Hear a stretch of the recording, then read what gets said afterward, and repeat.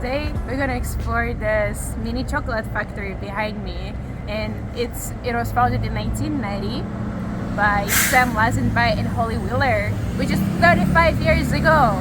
And it started as a regular chocolate artisan in West Kootenay, and now the ownership in 2021 was taken over by another person who we're gonna meet today. His name is Arlene, and I'm so excited to meet him and get to know him and just get to know the factory and try some of their creations. So here's our small launching room over here. As you can feel, it's quite warm and a lot of chocolate smell. And so this is where we refine the cacao after it's been roasted and add the sugar, add the extra cacao butter. And it's a 4-day cycle.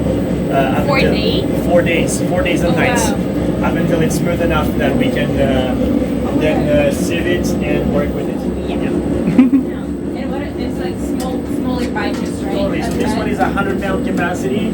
We have 3 20-pound capacities and one 15-pound. And so the 15 pounds, that's just started. So this is pure nibs. So the nibs, which are here, after they've been winnowed, so like the husk has been removed, there's about 50% fat in the cacao bean.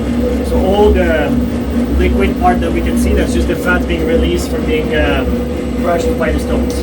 Yeah. Wow.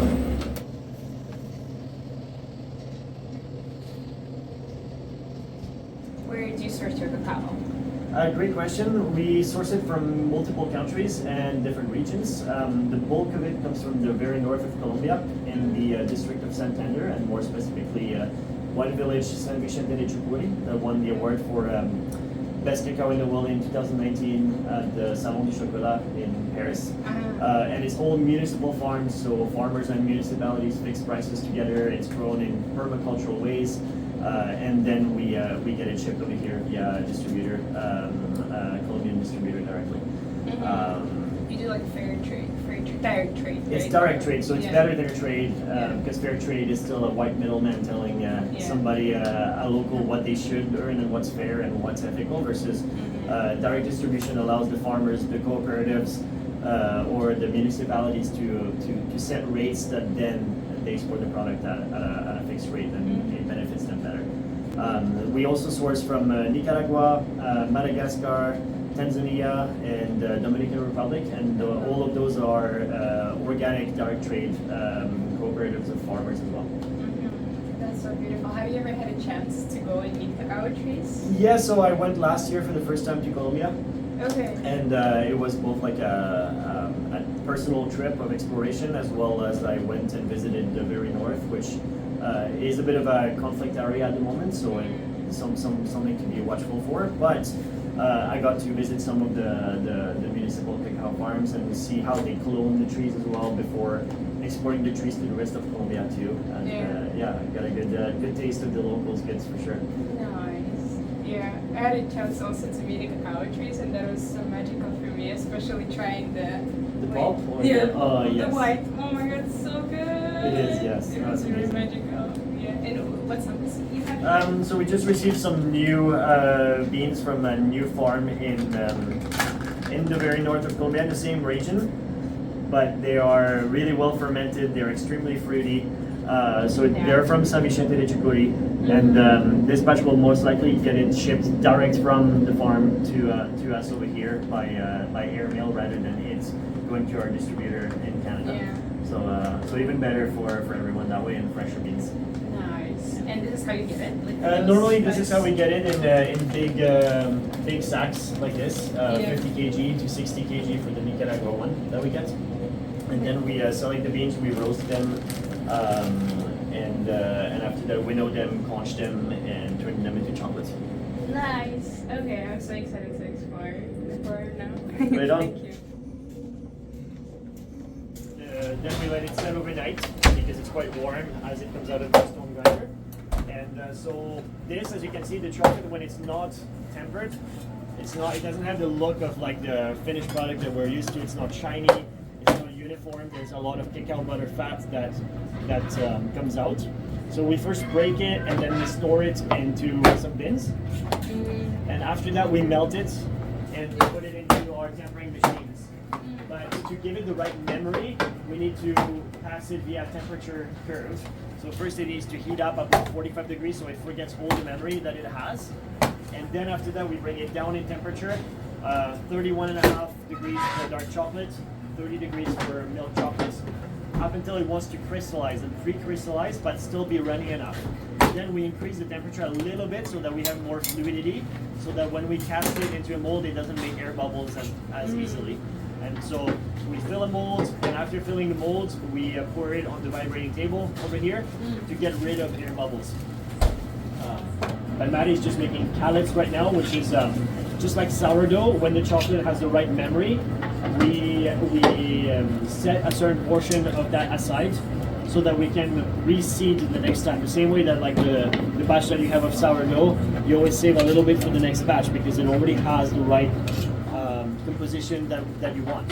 You use it as sourdough style? Like, They're similarly to a sourdough starter. Like we save some callets that have the right shine, the right snap, the right molecular composition, and then we re-implant that memory to the next batch that has no memory every time through the right temperature curve, and that way the next batch of chocolate is nice and shiny. I like how passionately and dedicated to chocolate you're like talking about. Everybody in this team is fueled by passion.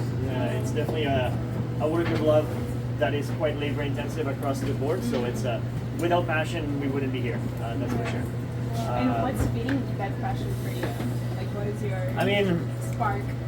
It's when you run a small food operation, you can't compete on cost because when everything is handmade, hand packed, like you can't provide a product to stores or to the direct consumer that competes on price with the big manufacturers. So we really have to set ourselves apart and kind of like a small winery, really try to make the absolute best product possible within what we have, using the best ingredients and a little bit of innovation, and also a mix of innovation and classic methods to give the absolute best chocolate possible to the consumer, because that's the only way we can compete and stay alive. So we have to stay passionate and hungry for it, because otherwise it doesn't work.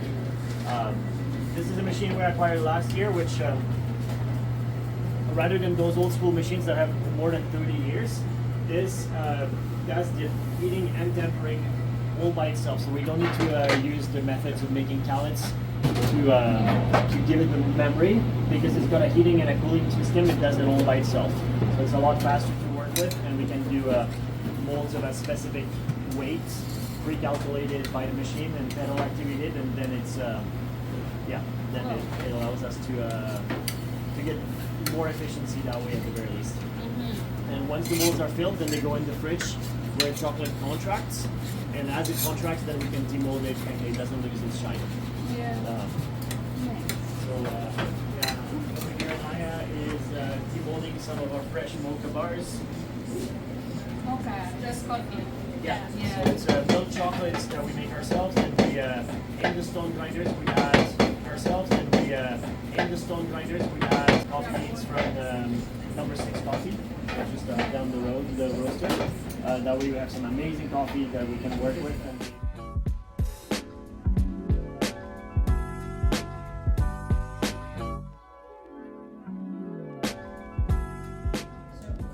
based on what I know, your ancestors worked at the oldest Swiss factory in Brock, Switzerland. Yeah. Cailler. Cailler is called. Yeah.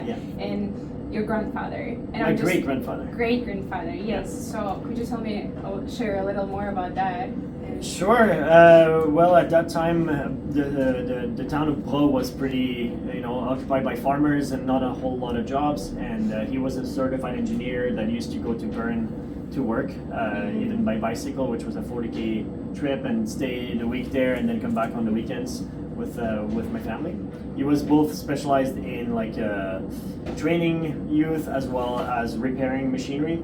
And he also helped co-invent one of the first wrapping machines for Paragliding, for gift boxes. So those were some of his main accomplishments over there as an engineer.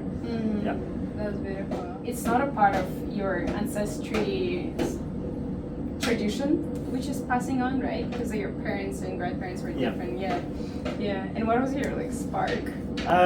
So it didn't come to me up until I was in my 30s. Like it's when I turned 30 that I was running at that time my own freelance marketing practice, and I helped a well-known chocolatier on the Sunshine Coast that previously was based in New York. And when I tried his confections, I was blown away because I thought I knew what good chocolate tasted like growing up in Switzerland, and his were quite a few ranks above what I knew.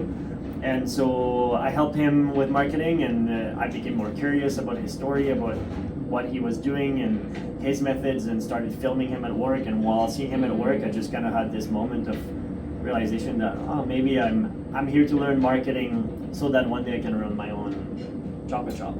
And it took about 8 years for that to materialize from that moment up until this day. So yeah. What do you do with the husk? The husk, good question. We have a couple of local farms that love it for their garden beds. Okay. So Mountain Waters being one of them. It's like a retreat center, and they just like feed their flowers and their garden beds with it. That's beautiful. And some of it we just discard as well because we have too much. Yeah, you can also make a tea, I heard, You right? can totally. I don't know how it tastes. It's all right. You know, some people love it more than others. Yeah. Personally, it's not I prefer real chocolate. Yeah. But it's got a nice flavor and smell for sure. But the reason we don't keep it for ourselves is also that studies have shown that while cacao has some heavy metals, a lot of the heavy metals are actually in the husk. Due to also in third world countries, a lot of the local farming vehicles being run on like lead fuel still, or contaminated fuel, and so that can easily get in the shell and not so much in the beans. But that's one of the reasons why we just don't want to take a risk. Oh yeah, absolutely. And it's good enough for flower beds, but I wouldn't personally advise for human consumption, even from an organic farm. That, I mean, it's probably fine, but it's just not what I would what we do over here.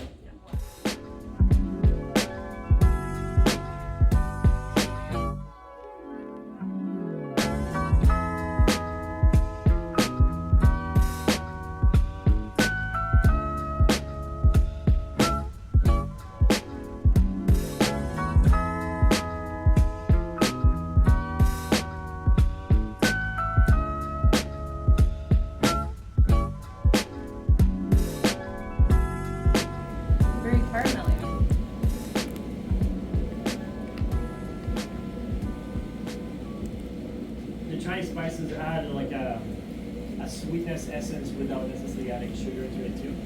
So there's some of that too as well, like the cardamom. That's also part of your brand?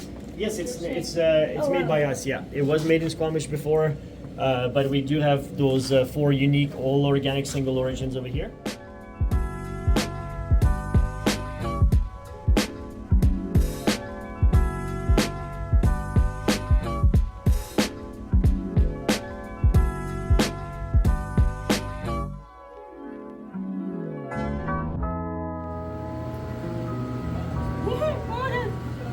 That's fine. Yeah, no worries. Now you can use the palette knife to push it over to that far edge.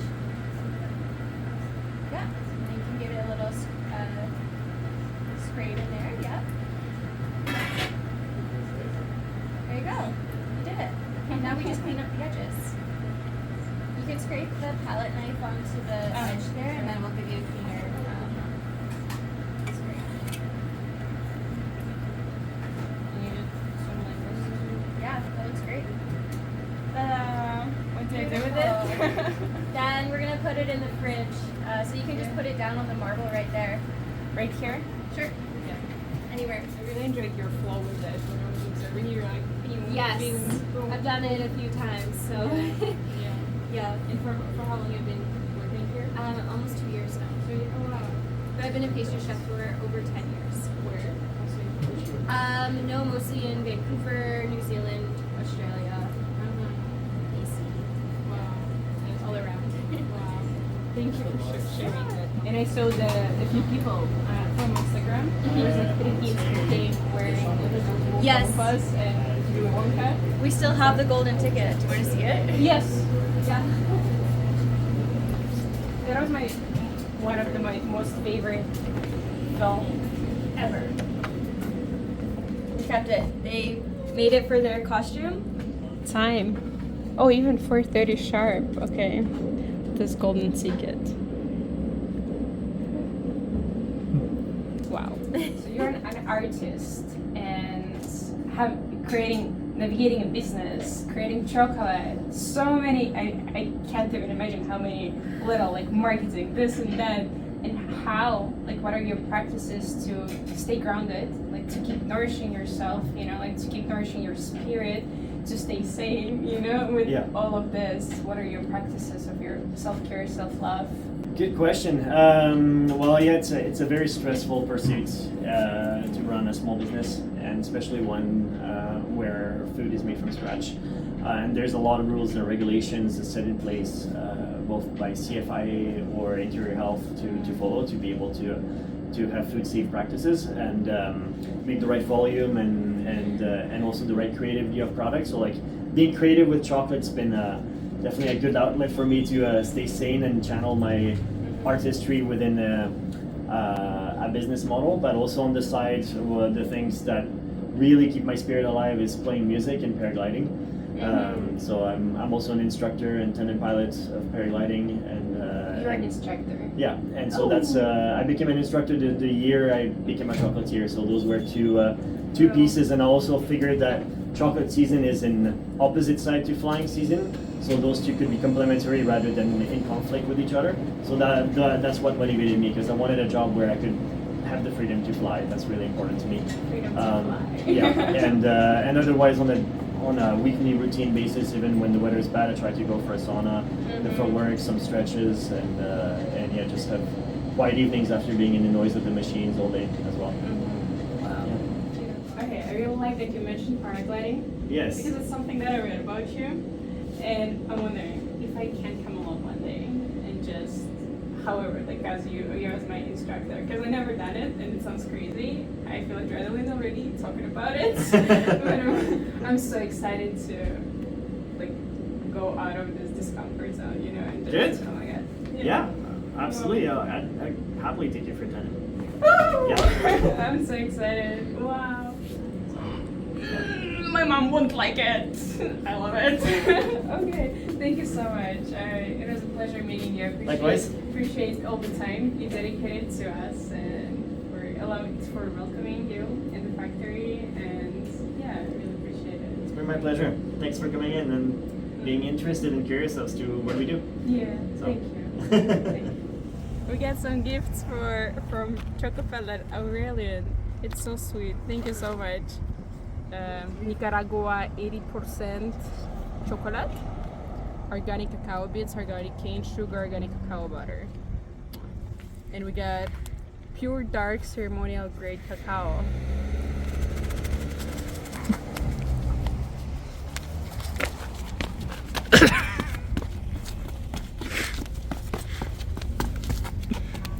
Thank you.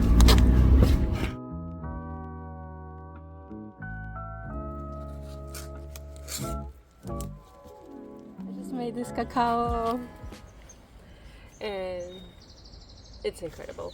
I have to say something. I usually prefer my favorite cacao. I buy 100% Chocosol, it's called. And yeah, I noticed this one has so many notes in it, like really, like very unique aftertaste, very unique flavors combination when I drink it. And that cacao bar we had as well, I believe from Nicaragua, 80% chocolate, just wow, so creamy. And yeah, it doesn't have any milk, but it's incredibly creamy, and also so many like fruity notes, sort of even yogurty, sort of nutty. This is like, yeah, I'm very impressed, because I'm very skeptical about cacao very often, because I usually try and I don't like, and yeah, I'm very picky with my cacao. That's why I've been staying with Chocosoul for so long. But this one, I want to say, is winning my heart with every single sip. So, and I made it with coconut cream and a little bit of honey. Yeah.